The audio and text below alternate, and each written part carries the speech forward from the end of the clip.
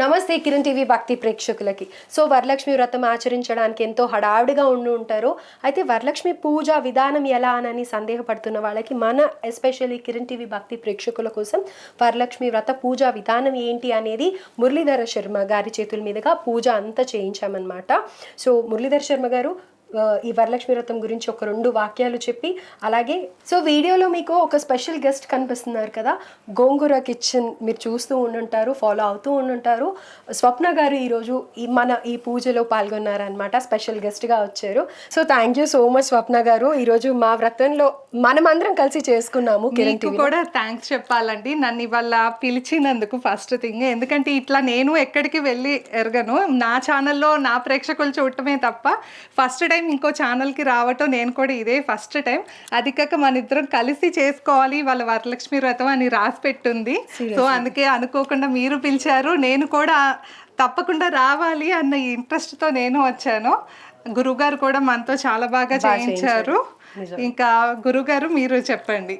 వరలక్ష్మి వ్రతము అంటేనే అంటేనే మనకు శ్రేష్టంగా చెప్పబడుతుంది కనుక ధనధాన్య సంపదలు అన్నీ కూడా ఇచ్చేటువంటి వరలక్ష్మి అమ్మవారు, అష్ట ఐశ్వర్యాలు సౌభాగ్యాన్ని ఇచ్చేటువంటి యొక్క అమ్మవారి యొక్క అనుగ్రహము అందరికీ కూడా అందరూ పొందాలి అనేటువంటి భావనతో మీ ముందు ఈ విధంగా అమ్మవారిని అలంకరణ చేసి చక్కగా కలశస్థాపన చేసి ఈ యొక్క పూజా విధానాన్ని అదేవిధంగా కథను కూడా విన్నవించడం జరిగింది. కనుక అందరూ ఇక్కడ సౌభాగ్యం అనగానే ఒక డబ్బు ఒకటే కాదు, సిరి సంపదలు అనగానే డబ్బు ఒకటే కాదు.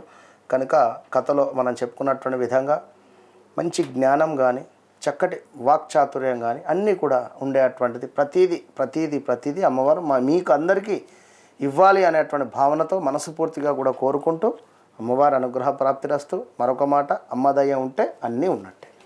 థ్యాంక్ యూ సో మచ్ గురుగారు. అయితే ఈ వ్రతం ఒక్కటే చేయడం కాకుండా గురుగారు గుళ్ళో మామూలుగా విగ్రహాలని అలంకారం చేస్తూ ఉంటారు కదా, సో మన ప్రత్యేకమైన కోరిక మీద అమ్మవారి కలశం పెట్టడం దగ్గర నుంచి, ఏర్పాటు చేయడం దగ్గర నుంచి వస్త్రాలంకరణ కూడా చూపించారు. ఆ వీడియోస్ కూడా మీకు బిట్ వైజ్ వేస్తాము, చూడండి. Thank you so much. పూర్తి వ్రత విధానంతో పాటు గురుగారు గుళ్ళో కూడా దేవుళ్ళని అలంకరణ చేస్తూ ఉంటారు కదా, సో అమ్మవారి కలశ స్థాపన ఎలా చేయాలి, అమ్మవారికి చీర ఎలా కట్టించాలి అనే కూడా పూర్తి వీడియోలు మీకు అందజేయడం జరుగుతుంది. థ్యాంక్ యూ సో మచ్ గురుగారు. ఈరోజు టైం తీసుకొని మీరు ఎంత బిజీగా ఉన్నా కూడా, రేపే వరలక్ష్మి వ్రతం, మేము ముందు రోజే చేస్తున్నాం ఈ వ్రతం అంతా కూడా. ఆవిడ స్వప్న గారు కూడా చాలా బిజీగా ఉన్నారు, అయినా కానీ డెఫినెట్గా మీకు ఈ వీడియో అందించాలి అన్న సంకల్పంతో వీడియో చేశామన్నమాట. చాలా చక్కగా వచ్చింది. సో అందరూ కూడా చూడండి. అమ్మవారి కృపా కటాక్షాలు మీ అందరి మీద ఉండాలని మనస్ఫూర్తిగా కోరుకుంటూ ధన్యవాదాలు. మహాదేవ శ్రీమాత్రే నమః. ఓం తథేవ లగ్నం సుదినం తథేవ తారాబలం చంద్రబలం తథేవ విద్యాబలం దైవబలం తథేవ లక్ష్మీ పదేతేంద్రయుగం స్మరామి.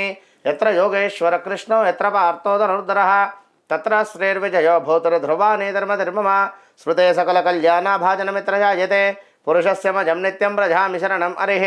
సర్వదా సర్వకార్యేషు నాస్తి తేషాం మంగళం ఏషాం హృదయస్థో భగవన్ మంగళాయతనం హరిః. లాభస్తేషాం దేయస్తేషాం కుతస్తేషాం పరాభవ ఏషాం ఇందేవరశ్యామో హృదయస్థో జనార్దన. ఆపదామపహర్తారం ధాతారం సర్వసంపదాం లోకాభిరామం శ్రీరామం భోజో భోజో నమామ్యహం. సుముఖచ్చైకదంతచ్చ కపిలోకజకర్ణికః లంబోదరచ్చ వికటో విఘ్నరాజోగనాధిప ధూమకేతుర్గణాధ్యక్షో బాలచంద్రో గజానన వక్రతుండ శూర్పకర్ణో హేరంబస్కందపూర్వజః. షోడశైతాని నామాని యః పఠేషు నిహాదపే విద్యారంభే వివాహే చ ప్రవేశే నిర్గమే తథా సంగ్రామే సర్వకార్యేషు విగ్రస్తస్య న జాయతే. లక్ష్మీనారాయణాభ్యా నమః. చేతిలో ఉన్నటువంటి అక్షతలు ఏవైతే ఉన్నాయో అవి మీ యొక్క కులదైవానికి మనసులో మీ యొక్క భర్తలకు నమస్కారం చేసుకొని అమ్మవారిని మనసులో ధ్యానం చేసుకొని ఆ యొక్క అక్షతలను కలశం వద్ద ఒక 3 సార్లు వేయండి. లక్ష్మీనారాయణాభ్యా నమః, ఉమామహేశ్వరాభ్యా నమః, వాణీ హిరణ్యగర్భాభ్యా నమః, శచీపురందరాభ్యా నమః, అరుంధతీ వశిష్టాభ్యా నమః, శ్రీ సీతారామాభ్యా నమః. సర్వేభ్యో బ్రాహ్మణేభ్యో నమో నమః. ఆచమనం చేసుకోండి. అందరూ కూడా ఆచమనం అనగానే కన్ఫ్యూజ్ కాకుండా చక్కగా ముందు ఇవంతా కూడా శాంతి మంత్రాలు ఇవన్నీ కూడా చెప్పుకొని, ఇంటి మంత్రాలు రాకున్నా కూడా గురు బ్రహ్మ గురుడు విష్ణు గురుడు దేవో మహేశ్వర గురుడు సాక్షాత్ పరబ్రహ్మ తస్మై శ్రీ గురవే నమః అనుకోండి. మనసులో గణేశాయ నమః అనుకోండి. మీ యొక్క కులదైవాన్ని మనస్సులో ప్రార్థన చేసుకోండి. చక్కగా కూడా చేసుకున్న తర్వాత ఆచమనం చేసుకోండి. ఆచమనం ఏమిటి కొత్తగా వినేటువంటి వారు అనుకున్నట్టయితే ఒక 3 సార్లు మనము గుళ్ళో తీర్థం ఏ విధంగా అయితే తీసుకుంటామో ఆ విధంగా స్పూన్తో నీళ్లు పోసుకొని ఓం కేశవాయ స్వాహ, నారాయణాయ స్వాహ, మాధవాయ స్వాహ అనుకుని 4వది గోవిందాయ నమః అని విడిచిపెట్టాలి. లేదా ఓం నమ శివాయ, ఓం నమ శివాయ, ఓం నమ శివాయ అని 3 టైమ్స్ తీసుకొని 4వసారి విడిచిపెట్టండి. ఓకేనా? ఓం నమ శివాయ అనేటువంటి మంత్రాన్ని మనసులో ఒక 12 టైమ్స్ కూడా స్మరించుకుంటూ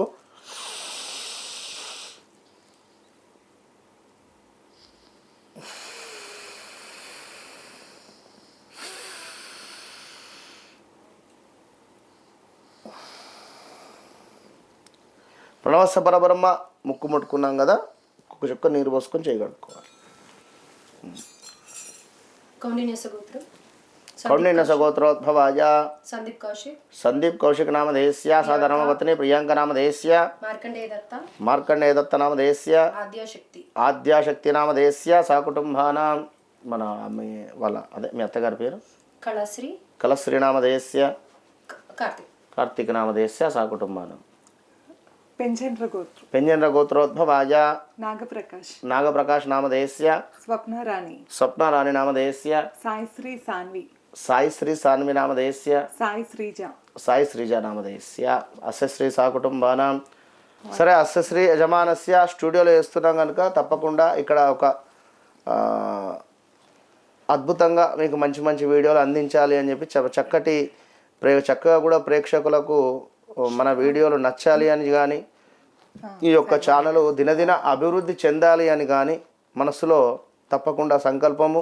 అమ్మవారు కూడా కొలువు తీరింది కనుక అది కూడా తప్పకుండా అమ్మవారు కూడా బంగారు తల్లి ఆశీర్వదించాలి అని చెప్పి మనసులో అనుకుంటూ యథాశక్తి వరలక్ష్మి చెప్పండి. మమ సహ కుటుంబానాం క్షేమస్థైర్య ధైర్య వీర్య విజయ అభయ ఆయు ఆరోగ్య ఐశ్వర్యాభి వృద్ధ్యర్థం ధర్మార్థ కామమోక్ష చతుర్విధ ఫల పురుషార్థ సిద్ధ్యర్థం వరలక్ష్మి దేవత ప్రీత్యర్థం యథాశక్తి మమ లక్ష్మీదేవి కృప కటాక్ష సిద్ధ్యర్థం.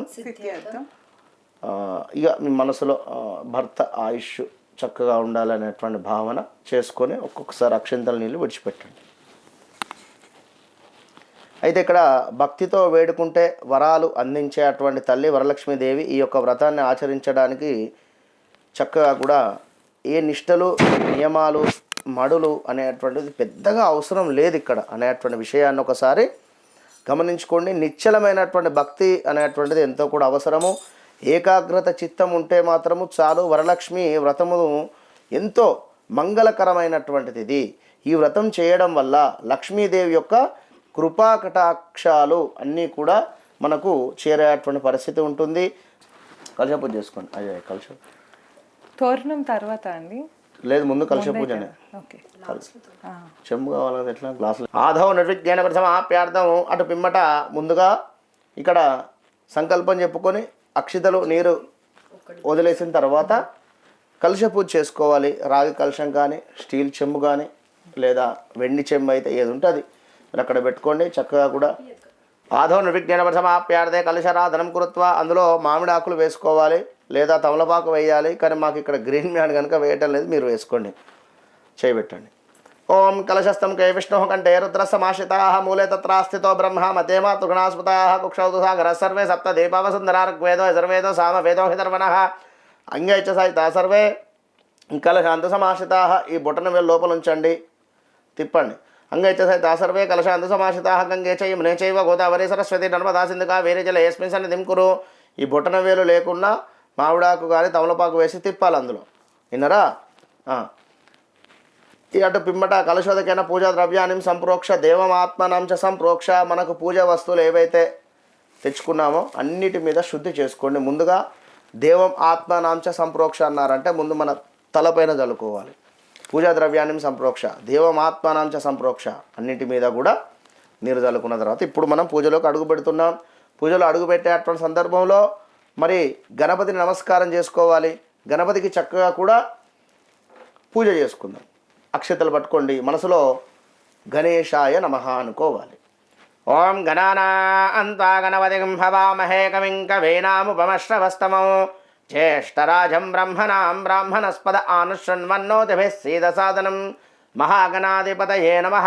ప్రార్థనాపూర్వక నమస్కారం సమర్పయామి. ఇదంతా మీరు చెప్పలేము అనుకున్నట్టయితే గణేశాయ నమః అనుకొని అక్షతలు వేయండి. ఇక్కడ పోక ఖర్జూర పండుగ పాదారవిందయో పాద్యం ఒక చుక్క నీళ్ళు చల్లండి. హస్తేశ్వర్గ్యం పసుపు కుంకుమ వేయండి. హరిద్రాది కుంకుమాది విలేపనం సమర్పయామి. గంధాంధారయామి. చిటికెడు పసుపు ఆ పతితో అద్దారుగా ఆ పసుపు మనకు పసుపును ఆ యొక్క వస్త్రం అది అమ్మవారికి పెడదాం, ఉండనివ్వండి. ధూపం వేయాలి. ఇప్పుడు 2 అగరబత్తులు వెలిగించండి. 2 సరిపోతుంది. మంగళహారతి మెల్లగా స్వామివారికి ఇట్లా చూపెట్టండి. దశాంగం గుగ్గులోపేతం గోకృత రసమన్వితం ధూపం గృహాన దేవేశ సర్వలోకానమస్కృత. అందరూ కూడా అరటిపళ్ళు కనబడగానే దానికి అగరబత్తులు గుచ్చేస్తారు కనుక అమ్మాయికి ఇచ్చేయండి, బయట పెట్టేస్తుంది. అంటే అలా పెట్టకూడదు అంటారా అండి? పెట్టకూడదా? లేదు, అది నైవేద్యానికి పెట్టింది. నైవేద్యం కోసం కదా మనం పెట్టింది. దానికి ఇది చెక్కామనుకోండి, అంటే ఇంట్లో చాలా మంది పెడతారు. అదే పెట్టకూడదు. నైవేద్యాన్ని ఒక గ్లాసులో బియ్యం పోసుకొని పెట్టుకోండి, లేదా సపరేట్గా ఒక అరటిపండు పెట్టేసి పక్కన పెట్టేసుకోండి. వేరుగా పెట్టాలి కానీ నైవేద్యం అది ఎట్లయితే చెక్కేస్తారు. ఓకే. ధూపదీపానంతరం శుద్ధ ఆచమనీయం సమర్పయామి. ఇది నైవేద్యం. ఒక అరటిపండు పెట్టండి, సరిపోతుంది గణపతికి. అంతే చాలు. మీరు నీళ్ళు చల్లండి దాని మీద. ఇప్పుడు తాంబూలం, స్వామివారికి తాంబూలం పెట్టండి. 1 రూపాయి బిళ్ళ, 1 పోక, 1 ఖర్జూర పండు. ప్రత్యక్ష తాంబూలం సమర్పయామి.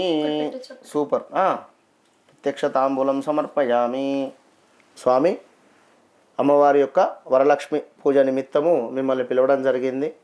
మీరు వచ్చినందుకు మా ఆతిథ్యాన్ని స్వీకరించండి అని చెప్పి ఆ యొక్క తాంబూలం ఇవ్వడం జరిగింది. స్వామివారికి చక్కగా కూడా ఇప్పుడు మంగళ నీరాజనం.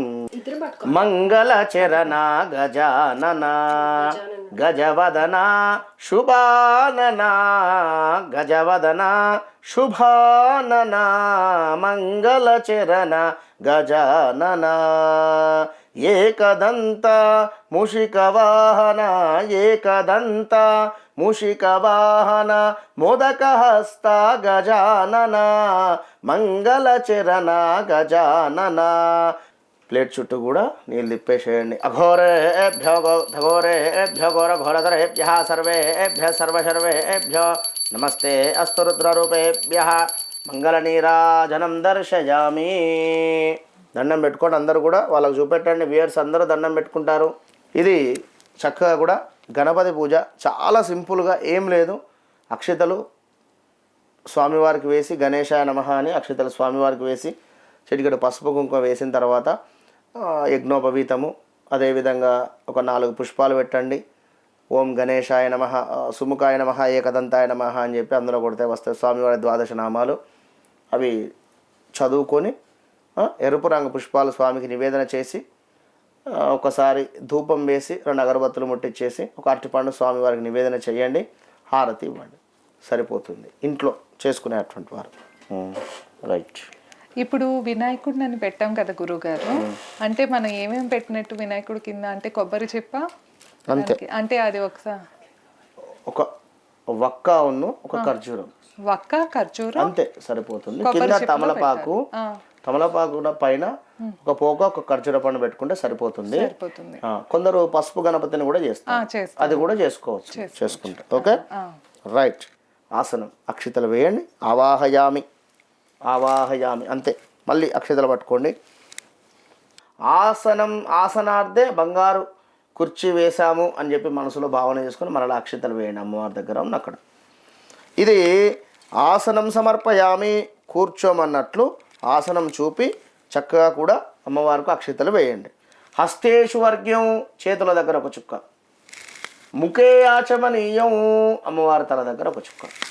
ఉపచారిక స్నానం ఇక్కడ జల్లుతూ ఉండాలి. అమ్మవారికి నిండుగా మంచిగా కూడా అమ్మవారికి పెద్ద బొట్టు పెట్టి చక్కగా కూడా ఇక్కడ పాపిడి దగ్గర కూడా చక్కగా కూడా సింధూరంతో బొట్టు పెట్టి చక్కటి మల్లెపూలు అమ్మవారికి ఇచ్చినటువంటి వారిమై అమ్మవారికి ఎంతో అద్భుతంగా పసుపుతో కలిపినటువంటి నీటిని, అదేవిధంగా సుగంధ ద్రవ్యాలతో కలిపినటువంటి నీటిని, కుంకుమతో కలిపినటువంటి నీటిని, గంధముతో కలిపినటువంటి నీటిని, ఇవన్నిటితో కూడా అమ్మవారికి అభిషేకం చేశాము. పంచామృతాలతో కూడా అమ్మవారికి అభిషేకం చేశాము అనేటువంటి భావన మనసులో చేసుకోండి. ఒళ్ళు జలజలించిపోతుంది. ఒకసారి అమ్మవారికి అక్కడ కూర్చున్నది నిజంగానే కూర్చుంది అమ్మవారు అనేటువంటి భావనతో ఈ యొక్క పూజను చేసుకోవాలి ఎప్పుడైనా కూడా. విన్నరా? కనుక మనం పత్తితో చేసినటువంటి వస్త్రాన్ని సమర్పించండి. గౌరమ్మ దగ్గర కూడా అక్కడ పెట్టేసేయండి చక్కగా కూడా. ఇక్కడ చక్కగా పంచామృతాల స్నానము, శుద్ధోదక స్నానం అయిపోయింది. వస్త్రయుగం కూడా సమర్పించాము, ఆభరణాలు కూడా సమర్పించాము. ముట్టుకోండి, ఇవి ఇక్కడ కూడా ముట్టుకోండి, అక్షతలు కూడా వేయండి. ఇంకా ఎన్నో రకాలైనటువంటి పుష్పాలతో అమ్మవారిని పూజించాం మనం. ఇక ఇప్పుడు చిన్నగా కుంకుమార్చన చేసుకుందాం. కొంచెం కుంకుమ తీసుకొని ఇక్కడ పసుపుతో చేసినటువంటి గౌరమ్మ వద్ద మీరు కుంకుమను వేస్తూ ఉండాలి. సరే, అంతా అయిపోయిన తర్వాత చక్కగా కూడా అమ్మవారికి గుగ్గిలముతో ధూపం వేయండి. ఎంతో ప్రీతి, ఎంతో మురిసిపోతుంది. ఇవాళ రేపు అంతా కూడా దూద్ స్టిక్స్ వస్తూ ఉన్నవి, అందులో కూడా గుగ్గిలం వేయండి, పర్వాలేదు. వినరా? ధూపమాగ్రాపయామి. ఒక కొబ్బరికాయ కొట్టండి.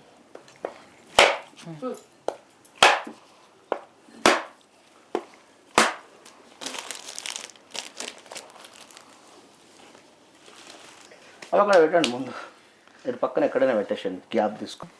ఓకేనా? ఇది కొబ్బరికాయకి మనం కుంకుమ పెట్టాలా పెట్టకూడదు? పెట్టదు. అదే కొందరు పెడతారు, కొందరు పెట్టకూడదు. అయితే అది సమ్మక్క సారక్క కానీ నేను అడుగుతాను, మీరు చెప్పండి. ఇప్పుడు అక్కడ అంటే కొంచెం గురువు గారు అని ఏమీ సంబోధించలేదు కదా, అందుకని రీజన్ ఏంటో చెప్పండి. కొందరు నిజంగానే మేము ఇంతవరకు పెట్టేవాళ్ళం. ఒకసారి ఎప్పుడు ఇట్లానే పంతులు గారితో పూజ చేస్తే ఆయన అన్నారు అలా ఎప్పుడు పెట్టకూడదు అని. అదే అన్నారు. మామూలు జనరల్గా చాలా మంది ఇంట్లో పెట్టేస్తాం, మనం కుంకుమ పెట్టే పెడతాం. అలా అయితేనా? ఓకే. జనరల్గా ఏంటంటే ఇళ్ళల్లో చాలా మంది పెడతారు, నార్మల్గా అయితే చాలా మంది తెలియదు, ఇవే డౌట్స్ ఉంటాయి.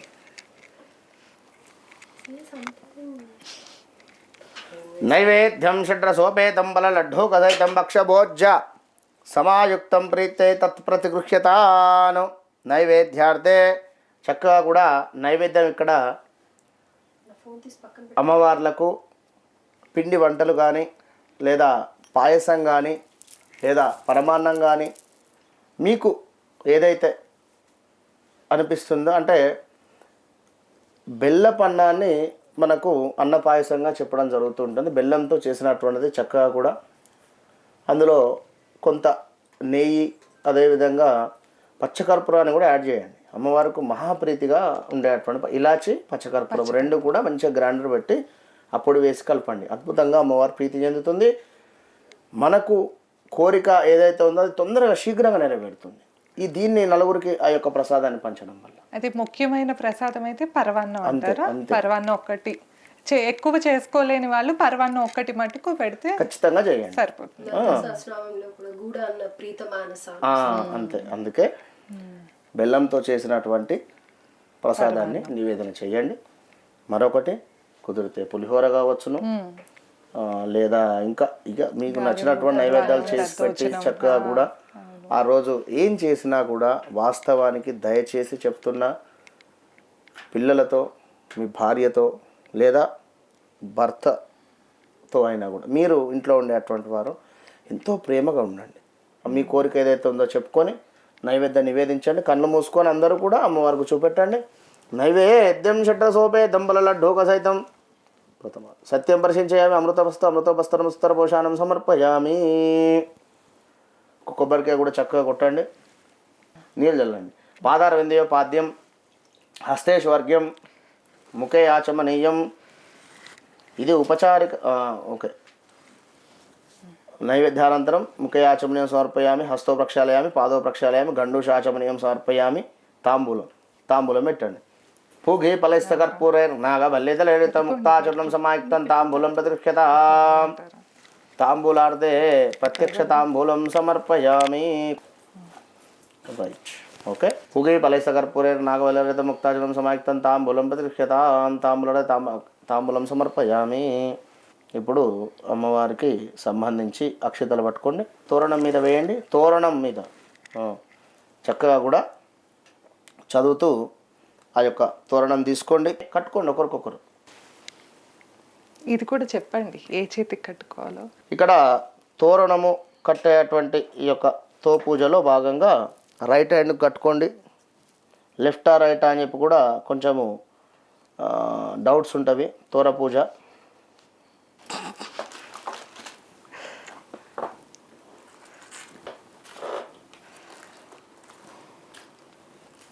ఇప్పుడు ఏం చేస్తారంటే,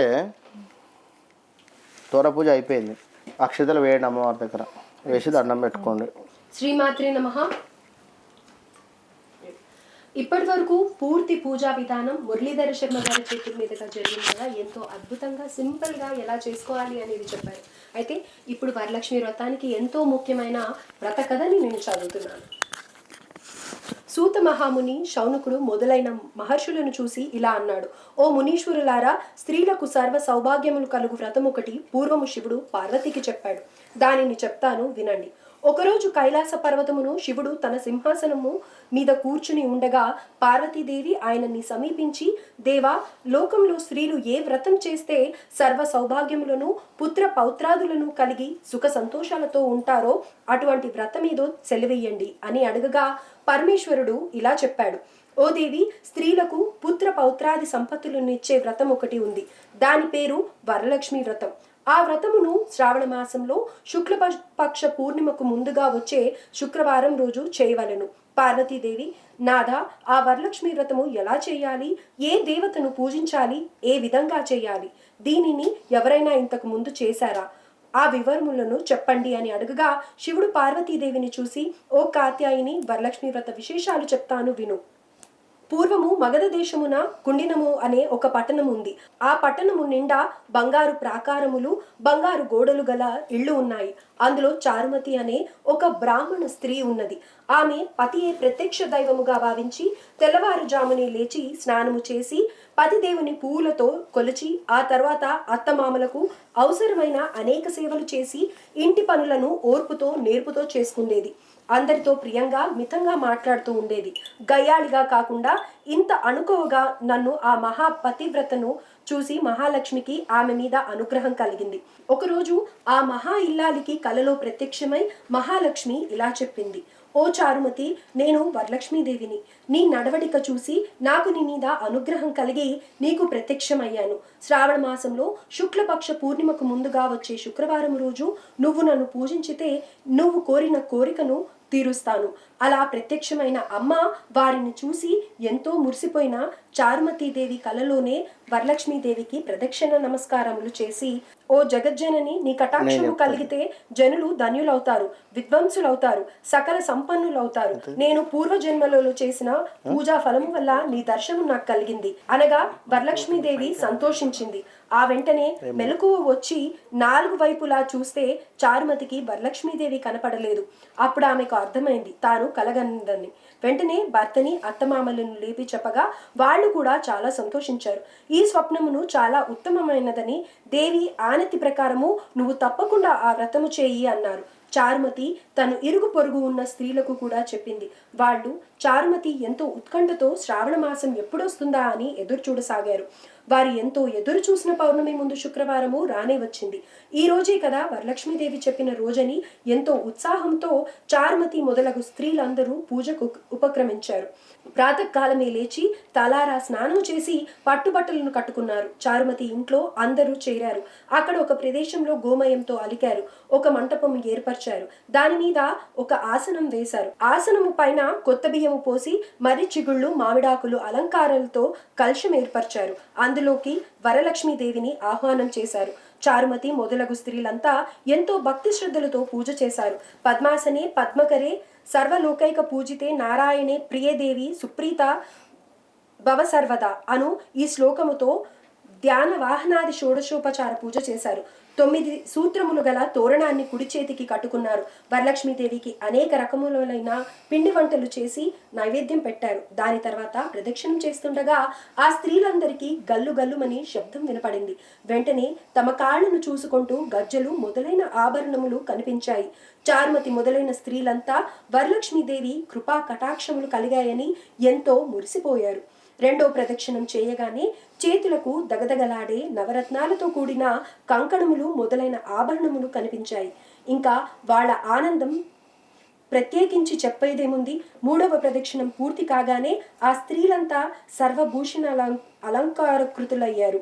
చారుమతి మొదలైన ఆ స్త్రీల ఇళ్ళన్నీ స్వర్ణమయమయ్యాయి. వాళ్ళకి రథగజ తురగ వాహనములో ప్రసాదింపబడ్డాయి. చారుమతి ఇంటి నుంచి ఆ స్త్రీలను తీసుకొని పోవడానికి వారి వారి ఇళ్ల నుంచి గుర్రాలు, ఏనుగులు, రథాలు, బండ్లు వచ్చాయి. ఆ స్త్రీలు చారుమతి కలిసి వారి చేత శాస్త్ర ప్రకారం పూజ చేయించిన బ్రాహ్మణోత్తమునికి గంధము, పుష్పము, అక్షింతలతో పూజించి 12 కుడుములు వాయనమిచ్చారు. దక్షిణ తాంబూలాలు ఇచ్చి నమస్కరించారు. బ్రాహ్మణుడు వారిని ఆశీర్వదించారు. వరలక్ష్మీదేవికి నైవేద్యంగా పెట్టిన పిండి వంటలను బంధుమిత్రులతో తిని తమ కోసం వచ్చిన గుర్రాలు, ఏనుగులు మొదలైన వాహనాలలో వారి ఇండ్లకు బయలుదేరారు. వారు త్రోవలో చారుమతి తమ భాగ్యమును ముచ్చటించుకుంటూ వెళ్లారు. లక్ష్మీదేవి తనంతట తానే స్వప్నములో వచ్చి ప్రత్యక్షమవట అంటే మాటలు కాదు కదా అని ఆశ్చర్యచకితులయ్యారు. చారుమతి ఎంత అదృష్టవంతురాలు అనుకున్నారు. చారుమతికి ప్రత్యక్షమైన విధానం తన మటుకే దాచుకుని తను ఒక్కతే పూజించకుండా తమ అందరికీ చెప్పి తమకి కూడా ఇంతటి సౌభాగ్యం కలగజేసిన చారుమతి ఎంతటి పుణ్యురాలు. అలాంటి ఆమె పరిచయం కలిగి ఉండినా తామెంతో భాగ్యవంతులు అని ఎంతో మురిసిపోయారు. అప్పటి నుంచి చారుమతితో సహా వారందరూ క్రమం తప్పకుండా ప్రతి సంవత్సరం ఈ పూజని పుత్ర పౌత్రాబ్ది వృద్ధి కలిగి ధన కనక వస్తు వాహనములు కలిగి సుఖ సంతోషాలతో ఉన్నారు. కావున ఓ పార్వతి, ఈ ఉత్తమమైన వ్రతమును చేస్తే, అలా ఎదుటి వారికి చెప్పి చేయిస్తే సర్వ సౌభాగ్యములు కలిగి శుభముగా ఉంటారు. ఈ కథను విన్నవారికి, చదివిన వారికి కూడా వరలక్ష్మి ప్రసాదము వలన సకల కార్యములు సిద్ధించును అన్నాడు పరమశివుడు. సూత మహాముని శౌనకుడు మొదలగు వారితో, మునులారా విన్నారుగా, చారుమతి ఎదుటి వారి మంచి కూడా ఎలా కోరుకుందో, ఎదుటి మనిషికి మంచి కలగాలని కోరుకుంటే అమ్మవారు ఇంకా ప్రసన్నురాలవుతుంది. మీరు కోరుకోకుండానే మీకు మంచి చేస్తుంది అన్నారు. కథ సమాప్తం. ఈ కథ ఎప్పుడైతే పూర్తి అవుతుందో అక్షితలు తీసుకొని మన నెత్తి మీద వేసుకోవాలి. ఇప్పుడు ఒకసారి అమ్మవారికి మంగళారతిద్దాం. సర్వేజన సుఖినో భవంతు. అందరూ బాగుండాలి, మనమే కాదు, లోకంలో ఉండేటువంటి కొన్ని కోట్ల జీవరాశులు బాగుండాలి. కొబ్బరికాయ తర్వాత చాలా కూడా కొట్టినాం కదా, ఇక ఉండనే తీరది.